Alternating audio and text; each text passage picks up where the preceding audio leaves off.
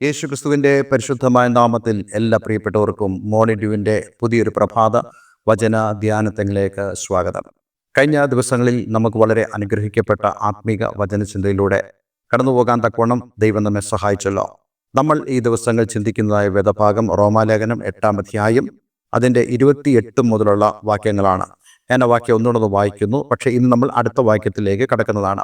എന്നാൽ ദൈവത്തെ സ്നേഹിക്കുന്നവർക്ക് നിർണയപ്രകാരം വിളിക്കപ്പെട്ടവർക്ക് തന്നെ സകലവും നന്മയ്ക്കായി കൂടി വ്യാപരിക്കുന്നു എന്ന് നാം അറിയുന്നു.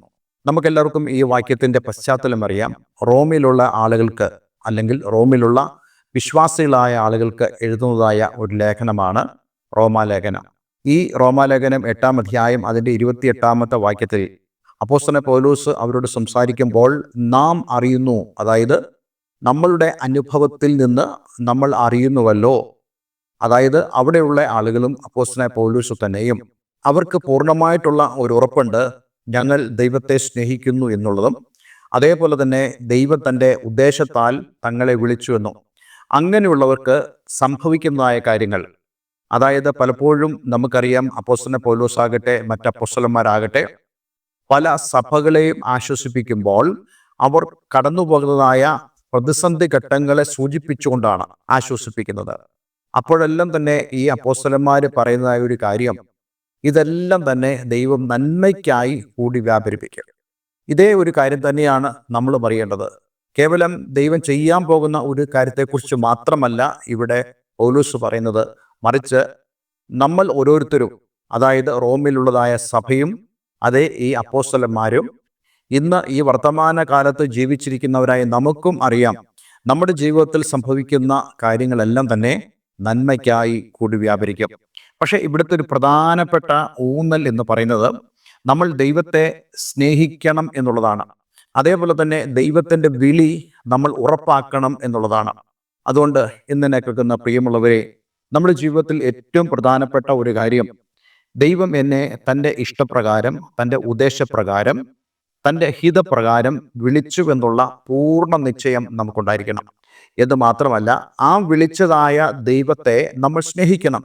ഈ ദിവസങ്ങളെല്ലാം തന്നെ ദൈവത്തെ നമുക്ക് എങ്ങനെ സ്നേഹിക്കാൻ കഴിയുമെന്ന് ഞാൻ വളരെ വ്യക്തമായി നിങ്ങളോട് പറഞ്ഞല്ലോ. ഒരിക്കലും നമ്മുടെ ഏതെങ്കിലും പ്രവൃത്തികളല്ല നമ്മൾ ദൈവത്തെ സ്നേഹിക്കുന്നുവെന്ന് ദൈവത്തിന് വെളിപ്പെടുത്തി കൊടുക്കുന്നത്, മറിച്ച് തൻ്റെ വചനം അനുസരിക്കുന്നതിലൂടെ, ദൈവത്തോട് നമ്മൾ വിശ്വസ്തരായിരിക്കുന്നതിലൂടെയാണ് ദൈവസ്നേഹത്തെ നമ്മൾ വെളിപ്പെടുത്തുന്നത്. അതുകൊണ്ട് പ്രിയമുള്ളവരെ, നമുക്ക് ഓരോരുത്തർക്കും ദൈവവചനം പാലിക്കുവാനും ദൈവവചന പ്രകാരം ജീവിക്കുവാനും കഴിയുന്നുണ്ടെങ്കിൽ തീർച്ചയായിട്ടും വി ആർ ലവിങ് ഗാഡ്, നമ്മൾ ദൈവത്തെ സ്നേഹിക്കുന്നു. അങ്ങനെയുള്ളവർ അവരുടെ ജീവിതത്തിൽ അനുഭവിക്കുന്ന കാര്യമാണ് തങ്ങൾക്ക് എതിരെ കടന്നു വരുന്നതായ എല്ലാവിധമായ പ്രശ്നങ്ങളെയും പ്രതിസന്ധികളെയും തടസ്സങ്ങളെയും ദൈവം നമുക്ക് അനുഗ്രഹമാക്കി മാറ്റുമെന്നുള്ളത്. അതെല്ലാം തന്നെ നമുക്ക് നന്മയ്ക്കായി കൂടി വ്യാപരിക്കും എന്നുള്ളത്. ഇത് സംബന്ധിച്ച് നമ്മൾ കഴിഞ്ഞ ദിവസം വിശുദ്ധ ബൈബിളിലെ ഒരു വളരെ പ്രധാനപ്പെട്ട വ്യക്തിയെക്കുറിച്ച് സംസാരിക്കുകയുണ്ടായി. അത് ദാനിയേൽ എന്നുള്ള വ്യക്തിയാണ്. തൻ്റെ ജീവിതത്തിൽ ദൈവം തന്നെ വിളിച്ചു എന്നുള്ള പൂർണ്ണ നിശ്ചയം ഉണ്ടായിരുന്നതായ അദ്ദേഹം ദൈവത്തിൻ്റെ ന്യായപ്രമാണം വിട്ട് അണുവിട മാറാതെ വിശ്വസ്തരായി ദൈവമുമ്പാകെ ആയിരുന്നപ്പോൾ ദൈവം തനിക്ക് എതിരായി അതേ അന്നത്തെ രാജാവും അതേപോലെ അന്നത്തെ അധികാരികളും ഒരുക്കിയതായ എല്ലാ കെണികളും, ആ കെണികളിലൊന്നും തന്നെ ദാനിയേല് തകർന്നു വീണില്ല. അവൻ സിംഹക്കുഴിയിൽ എറിയപ്പെട്ടപ്പോഴും സിംഹങ്ങൾ അവനെ ഭക്ഷിക്കാതെ അവന് സംരക്ഷണം ഒരുക്കി എന്ന് നമ്മൾ വായിക്കുന്നത് പോലെ തന്നെ അതേ ദൈവത്തെ സ്നേഹിക്കുന്നവർക്ക്, നിർണയപ്രകാരം വിളിക്കപ്പെട്ടവർക്ക് സകലവും നന്മയ്ക്കായി കൂടി വ്യാപരിക്കുന്നു. അതേ പ്രിയമുള്ളവരെ, നിങ്ങളുടെ ജീവിതത്തിലും അപ്രകാരമാണ് സംഭവിക്കുക. നിങ്ങൾ ദൈവത്തെ സ്നേഹിക്കുന്നെങ്കിൽ, അതേ ദൈവത്തിൻ്റെ നിർണയപ്രകാരം നിങ്ങൾ വിളിക്കപ്പെട്ടുവെങ്കിൽ. ഞാൻ ഇന്ന് മറ്റൊരു വാക്യം കൂടെ നിങ്ങളെ ചൂണ്ടിക്കാണിക്കുവാൻ ആഗ്രഹിക്കുന്നുണ്ട്. ഉൽപ്പത്തി പുസ്തകം 50-ാം അധ്യായം അതിൻ്റെ 20-ാമത്തെ വാക്യത്തിൽ ജോസഫ് പറയുന്ന ഒരു കാര്യം, നിങ്ങൾ എൻ്റെ നേരെ ദോഷം വിചാരിച്ചു, ദൈവമോ ഇന്നുള്ളതുപോലെ ബഹുജനത്തിന് ജീവരക്ഷ വരുത്തേണ്ടതിന് അതിനെ ഗുണമാക്കി തീർത്തു. ജോസഫിൻ്റെ ചരിത്രം നമുക്ക് വളരെ വ്യക്തമായി അറിയാം. ജോസഫ് യാക്കോബിൻ്റെ 12 മക്കളിൽ ഒരാളാണ്. എന്നാൽ ജോസഫ് അവൻ ചെറുപ്പം മുതൽ തന്നെ ആത്മീയമായി ദർശനമുള്ളവനായിരുന്നു, ആത്മീയ കാഴ്ചപ്പാട് ഉള്ളവനായിരുന്നു എന്ന് മാത്രമല്ല അപ്പന് ജോസഫിനോട് വലിയ വാത്സല്യമുണ്ടായി. അത് നിമിത്തം തൻ്റെ സഹോദരന്മാർ അവനെ പകച്ചു. അവനെ പലപ്പോഴും അവരുടെ ഇടയിൽ ഒരാളായിട്ട് കാണാൻ കഴിയാതെ അവനെ നിന്ദിക്കുകയും ഒരു വെറുതെക്കാരനെ പോലെ അവനോട് സംസാരിക്കുകയും ചെയ്ത അനുഭവങ്ങൾ നമുക്ക് വിശുദ്ധ വേദപുസ്തകത്തിൽ കാണുവാൻ സാധിക്കും. അതേ, അവരുടെ ഇളയ സഹോദരനെ പൊട്ടക്കിണറ്റിൽ ഇട്ടുവെന്നും അവൻ മരിച്ചുപോയി എന്ന് പറഞ്ഞ് രക്തം പുരണ്ടതായ അങ്കി തൻ്റെ പിതാവിന് കൊണ്ടുകൊടുത്ത് പിതാവിൻ്റെ മനോവ്യസനത്തിന് അത് കാരണമായി തീർന്നെന്ന് നമ്മൾ അറിയുന്നുണ്ട്. പിന്നീട് ജോസഫിനെ അറേബ്യൻ കച്ചവടക്കാർക്ക് കൊടുത്തുവെന്നും ജോസഫ് പിന്നീട് താൻ ചെയ്യാത്തതായ ഒരു കുറ്റത്തിന് ആരോപിതനായി ജയിലറയിൽ പോയി കിടക്കേണ്ടി വന്നു എന്നും നമ്മൾ കാണുന്നുണ്ട്. ഈ കാര്യങ്ങളെല്ലാം തന്നെ ജോസഫിന്റെ ജീവിതത്തിൽ സംഭവിക്കാനിടയായി തീർന്നത് തൻ്റെ സഹോദരന്മാർ അവനെ ദ്വേഷിച്ചതാണ്. പക്ഷേ നമുക്ക് വിശുദ്ധ വേദപുസ്തകത്തിൽ ഉടനീളം കാണാൻ സാധിക്കും, സഹോദരന്മാർ ദ്വേഷിക്കുമ്പോഴും ദൈവം ജോസഫിന്റെ കൂടെ നിൽക്കുന്നതായ അനുഭവം. പക്ഷേ നമ്മൾ ചോദിക്കുമായിരിക്കും, ജോസഫിന്റെ കൂടെ ദൈവം നിന്നോ? പിന്നെ എന്തുകൊണ്ടാണ് അവൻ പൊട്ടക്കിണറിൽ എറിയപ്പെട്ടത്? പിന്നെ എന്തുകൊണ്ടാണ് അവൻ ഈജിപ്ഷ്യൻ ഉദ്യോഗസ്ഥന്റെ ഭവനത്തിൽ മാനഹാനിക്ക് ഇടയായി തീർന്നത്? ഇതെല്ലാം തന്നെ നമ്മൾ ചൂണ്ടിക്കാണിക്കുമായിരിക്കും. പക്ഷേ ഈ ഒരു വിഷയങ്ങളെല്ലാം തന്നെ ദൈവം അവനെ എങ്ങനെ കൊണ്ടുപോയി എന്നുള്ളത് നമുക്ക് മനസ്സിലാക്കാൻ സാധിക്കുന്നുണ്ട്. ജയിലറയിൽ ചെല്ലുമ്പോഴും ദൈവിക ദർശനവും അരുളപ്പാടും അവനിൽ കുറഞ്ഞുപോയില്ല. ആത്മീയമായിട്ടുള്ള കാഴ്ചപ്പാട് അവനിൽ വർദ്ധിച്ചുകൊണ്ടേയിരുന്നു. നോക്കൂ, ദൈവം എങ്ങനെയാണ് ജോസഫിനെ അതേ പൊട്ടക്കിണറ്റിൽ നിന്നും അന്നത്തെ മിസ്രയീമിന്റെ ആ തലപ്പത്തേക്ക്, ആ പ്രധാനമന്ത്രി പദത്തിലേക്ക് എത്തിക്കുവാൻ ഇടയായി തീർന്നത്. ഇതെല്ലാം തന്നെ നമ്മൾ വിശുദ്ധ വേദപുസ്തകത്തിൽ നിന്ന് മനസ്സിലാക്കേണ്ട ഒരു കാര്യമാണ്. നിങ്ങൾക്ക് ആർക്കെങ്കിലും അത് കൂടുതലായി അറിയണമെങ്കിൽ ഉൽപ്പത്തി പുസ്തകം പ്രധാനമായി വായിക്കുക. അവിടെ വളരെ വ്യക്തമായി ജോസഫിനെ എങ്ങനെയാണ് ദൈവം ഉയർത്തിയത്, മാനിച്ചതെന്ന് നമുക്ക് മനസ്സിലാക്കാൻ സാധിക്കും.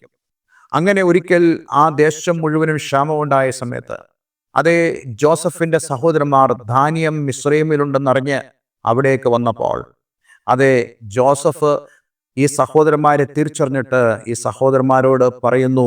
ആ വാക്യമാണ് നമ്മളോട് വായിച്ചത്. ഉൽപ്പത്തി പുസ്തകം 50-20 വാക്യം. നിങ്ങൾ എൻ്റെ നേരെ ദോഷം വിചാരിച്ചു, ദൈവമോ ഇന്നുള്ളതുപോലെ ബഹുജനത്തിന് ജീവരക്ഷ വരുത്തേണ്ടതിന് അതിനെ ഗുണമാക്കി തീർത്തു. ഈ ഒരു കാര്യത്തിലൂടെ നമുക്ക് പൂർണ്ണമായും ഉറപ്പിക്കാൻ സാധിക്കും, നമ്മുടെ ജീവിതത്തിൽ ഇന്ന് കടന്നു വരുന്ന സകല ക്ലേശങ്ങളും, അത് രോഗങ്ങളാകട്ടെ, അതേ മറ്റുള്ളവരുടെ എതിർപ്പുകളാകട്ടെ, നിന്നെ ഇല്ലായ്മ ചെയ്യുവാൻ ആളുകൾ പിശാച് ശ്രമിക്കുന്നതാകട്ടെ, അവയെല്ലാം തന്നെ ഒരുപക്ഷെ ഒന്നും സംഭവിക്കുന്നില്ല എന്ന് എനിക്ക് നിങ്ങൾക്ക് തോന്നിയാലും, എന്നെ സഹായിപ്പാൻ ആരുമില്ല എന്ന് നിനക്ക് തോന്നിയാലും, നീ നിശ്ചയപ്രകാരം വിളിക്കപ്പെട്ട ഒരു വ്യക്തിയാണെങ്കിൽ, ദൈവത്തിൻ്റെ പദ്ധതിയിൽപ്പെട്ട ഒരു വ്യക്തിയാണെങ്കിൽ, കഴിഞ്ഞ ദിവസം നമ്മൾ കണ്ടതുപോലെ ദൈവത്തിൻ്റെ നിത്യമായ പദ്ധതിയിൽ അതേ ദൈവം മുന്നറിഞ്ഞത്, അതേപോലെ തന്നെ ദൈവം മുൻ നിയമിച്ചത്, അതേപോലെ തന്നെ ദൈവം വിളിച്ചത്, ദൈവം നീതീകരിച്ചത്, ദൈവം തേജസ്കരിക്കാൻ ഇരിക്കുന്നതായ വ്യക്തിയാണെങ്കിൽ, അതെ നമുക്കെതിരെ കടന്നു വരുന്ന എല്ലാ വിഷയങ്ങളെയും ദൈവം നമുക്ക് അനുഗ്രഹമാക്കി മാറ്റും. ഒരുപക്ഷെ ഇന്ന് നിങ്ങൾ കാണുന്നില്ലായിരിക്കാം, പക്ഷെ ഇന്ന് നിങ്ങൾ കർത്താവിൽ പൂർണ്ണമായും നിങ്ങളുടെ വിശ്വാസം അർപ്പിക്കണം. കഴിഞ്ഞ ദിവസം ഞാൻ നിങ്ങളോട് പറഞ്ഞല്ലോ, നമ്മുടെ ചിന്തകൾ ആണ് നമ്മുടെ വിശ്വാസം എന്ന് പറയുന്നത്. അതായത് കർത്താവിനെ അറിഞ്ഞവരായ വ്യക്തികൾ എന്ത് ചിന്തിക്കുന്നു എന്നുള്ളത് പരിശോധിക്കുക. നമ്മൾ വളരെ എതിരായിട്ടുള്ള ചിന്തയാണ് ചിന്തിക്കുന്നതെങ്കിൽ, ദോഷമായുള്ള ചിന്തയാണ് നമ്മുടെ ഉള്ളിൽ കടന്നു വരുന്നതെങ്കിൽ, ഒരു ആപത്തിനെക്കുറിച്ചോ ഒരു മരണത്തെക്കുറിച്ചോ ഒരു ദുഃഖത്തെക്കുറിച്ചാണോ, അതോ നിങ്ങളുടെ ജീവിതത്തിൽ സംശയങ്ങളിലൂടെ ചിന്തകളിലൂടെയാണോ നിങ്ങൾ കടന്നു പോകുന്നതെങ്കിൽ, ഞാൻ നിങ്ങളോട് പറയട്ടെ, നിങ്ങൾ വാസ്തവത്തിൽ വിശ്വാസമുള്ളവരല്ല. നിങ്ങൾ എങ്ങനെ വിശ്വസിക്കണം? നിങ്ങളെ വിളിച്ച കർത്താവിൽ നിങ്ങൾ വിശ്വസിക്കണം. നിങ്ങളെ മുന്നറിഞ്ഞ ദൈവത്തിൽ നിങ്ങൾ വിശ്വസിക്കണം. നിങ്ങളെ മുൻ നിശ്ചയിച്ച അതേ ദൈവം തൻ്റെ ഉത്തരവാദിത്വത്താൽ നിങ്ങളെ നിറച്ചതായ ആ ദൈവത്തെ നിങ്ങൾ വിശ്വസിക്കണം. നിങ്ങളെ വിളിച്ച ദൈവത്തെ നിങ്ങൾ വിശ്വസിക്കണം. നിങ്ങളെ നീതീകരിക്കുന്നതായ ദൈവത്തെ നിങ്ങൾ വിശ്വസിക്കണം. അങ്ങനെയാണെങ്കിൽ നമ്മുടെ ഉള്ളിലുള്ള ചിന്ത എന്ന് പറയുന്നത് ദൈവത്തിൻ്റെ ചിന്തകൾക്ക് സമാനമായിരിക്കും. അതെ, ഇന്ന് ഞാൻ നിങ്ങളോട് പറയട്ടെ, ചെങ്കടലിന് മുമ്പാകെ ദൈവം തൻ്റെ ജനത്തെ കൊണ്ട് നിർത്തുമ്പോൾ ദൈവത്തിൻ്റെ ചിന്ത ഈ ചെങ്കടലിൻ്റെ നടുവിലൂടെ ജനത്തെ അക്കരെ കടത്തുന്നതായിരുന്നു. പക്ഷെ അവിടെയുള്ള ആളുകളുടെ എല്ലാം ചിന്ത, ഞങ്ങൾ നശിച്ചു പോകുന്നു. അതേ, ഞങ്ങളെ 400 വർഷത്തിലധികം ഉപദ്രവിച്ച ഫറവോൻ ഞങ്ങളെ തിരികെ പിടിച്ചെടുക്കുവാൻ കടന്നു വരുന്നു എന്നുള്ള ചിന്ത അവരെ അലട്ടി. ദൈവം മോശയോട് സംസാരിക്കുമ്പോൾ മോശയാകട്ടെ പതറിപ്പോയില്ല. അവരുടെ ചിന്ത ദൈവം വിടുവിക്കുന്ന ദൈവമാണെന്നായിരുന്നു. അതുകൊണ്ട് ഇന്നെന്നെ കേൾക്കുന്ന പ്രിയമുള്ളവരെ, നിന്റെ ദൈവം നിന്നെ വിടുവിക്കും എന്നുള്ള ആ ചിന്തയോടുകൂടെ, ആ ഒരു ഭാവി ചിത്രമോ കണ്ടുകൊണ്ട് നമ്മൾ കർത്താവിൽ ബലപ്പെട്ടിരുന്നാൽ തീർച്ചയായിട്ടും നമ്മുടെ ജീവിതത്തിലുള്ള എല്ലാ വിഷയങ്ങളെയും ദൈവം നമുക്ക് അനുകൂലമാക്കി തീർക്കും. ഞാൻ പലപ്പോഴും ചിന്തിക്കുന്നൊരു കാര്യമുണ്ട്. ദൈവം എപ്പോഴും ആളുകളോട് സംസാരിക്കുമ്പോൾ പറയുന്ന ഒരു വാക്കുണ്ട്, ഭയപ്പെടേണ്ട, ഭയപ്പെടേണ്ട. അബ്രഹാമിനോട് പറഞ്ഞില്ലേ, ഭയപ്പെടേണ്ട. യാക്കോബിനോട് പറഞ്ഞില്ലേ, ഭയപ്പെടേണ്ട. അത് ഇസ്രായേലിനോട് പറഞ്ഞില്ലേ, ഭയപ്പെടേണ്ട. യേശു ഈ ഭൂമിയിലുണ്ടായിരുന്ന സമയത്ത് മകൻ നഷ്ടപ്പെട്ടു പോയ വിധവയായ സഹോദരിയോട് പറഞ്ഞില്ലേ, സ്ത്രീയെ കരയേണ്ട എന്ന് പറഞ്ഞില്ലേ. അതേപോലെ തന്നെ മറ്റു വ്യക്തികളോട് കർത്താവ്, നീ പ്രയാസപ്പെടേണ്ട, നീ ദുഃഖിക്കേണ്ട, വിലപിക്കേണ്ട എന്ന് യേശു പറഞ്ഞില്ലേ. അതിൻ്റെ കാരണം തങ്ങൾ ദൈവത്തിന് മുമ്പാകെ അനുസരണമുള്ളവരാണ്. അതേപോലെ തന്നെ ദൈവത്തെ അവർ മാനിക്കുന്നു, ദൈവത്തെ ബഹുമാനിക്കുന്നു. ദൈവത്തിൻ്റെ വിളിയെക്കുറിച്ച് അവർക്ക് വ്യക്തമായി ബോധ്യമുണ്ട്. അതുകൊണ്ട് ദൈവം ഇതെല്ലാം തന്നെ നന്മയ്ക്കാക്കി തീർക്കുമെന്നുള്ള ചിന്തയായിരുന്നു ദൈവം അവരിൽ നിന്ന് ആവശ്യപ്പെട്ടത്. ഇന്ന് ഈ വചനത്തിലൂടെ ഞാൻ നിങ്ങളോട് ആവശ്യപ്പെടുന്നതും അതാണ്. നമ്മുടെ ചിന്തകൾ എല്ലാം തന്നെ ദൈവഹിത പ്രകാരമായി തീരട്ടെ. അതിനുവേണ്ടിയുള്ള ഒരു സമർപ്പണവും പ്രാർത്ഥനയും നമ്മുടെ ജീവിതത്തിൽ ദൈവം നൽകട്ടെ എന്ന് ഞാൻ ആഗ്രഹിക്കുന്നു. ഒരു നിമിഷം നമുക്ക് പ്രാർത്ഥിക്കാം. അടുത്ത ദിവസം നമ്മൾ അടുത്ത വാക്യങ്ങളിലേക്ക് കിടക്കുന്നതാണ്. സ്വർഗപിതാവേ, നല്ല സമയത്തിനായി നന്ദി പറയുന്നു. വളരെ അനുഗ്രഹിക്കപ്പെട്ട ഒരു ആത്മീയ സന്ദേശം അങ്ങ് ഞങ്ങളെ ഗ്രഹിപ്പിച്ചതിനായി ഞങ്ങൾ നന്ദി പറയുന്നു.